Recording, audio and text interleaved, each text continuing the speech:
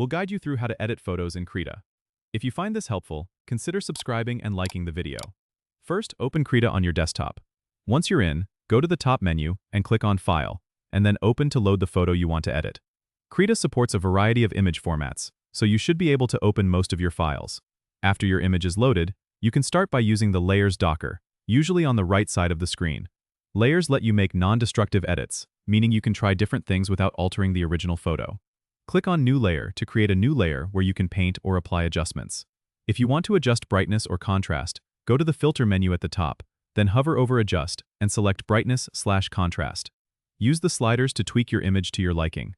For color adjustments, return to the Filter menu, go to Adjust, and choose HSV adjustment to fine-tune the hue, saturation, and value. Krita also offers powerful selection tools like the Rectangular Selection or Freehand Selection tool. After selecting, you can apply filters or effects to specific areas of your image without affecting the rest.